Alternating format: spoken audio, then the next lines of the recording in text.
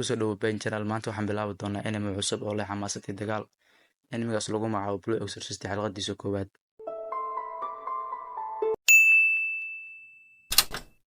Muuqaalkeena maanta wuxuu ku bilaabmayaa meel loo Chartreux Cross, halkaas oo kooxdiimada ay ku jiraan hawlgal ay kula dagaalamayaan Jin weyn. Filimku wuxuu dhigayaa wiil dhalinyaro oo lagu magacaabo Rin oo u muuqda mid nolosha laga reebay.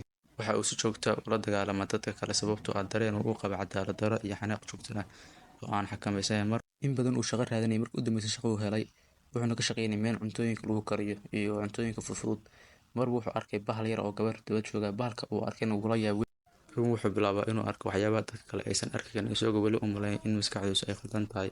Wuxuu ku adkaadaa inuu la qabsado waxyaabaha dhacaya. Wuxuu guriga ugu noqonayaa walaalkiis Yuki oo ah wiil xasiloon.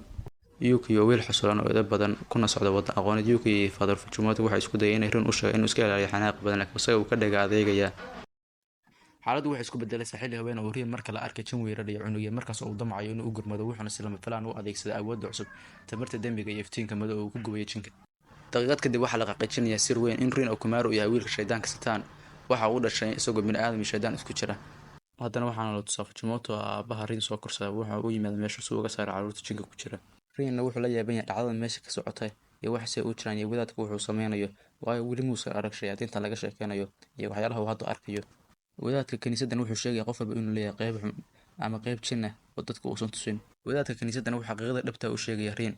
Wuxuu kaloo xataa u sheegay inuu aabihii haysataan shaydaanka weynaa. Xaqiiqada dhabta marka loo sheego wuu adkaysan weynaya, wuxuuna arkayaa waxyaalo aan macquul ahayn uusan hore u arki jirin. Markaas ayuu Rin argagaxaa, wuxuuna la kulmaa murugo iyo cabsi aan hore loo arkin. Laakiin xilliga waxba ma soo kordhinayso in la murugoodo, waayo waxa shaaca laga qaaday waxa dhabta ah ee adduunka ka jira.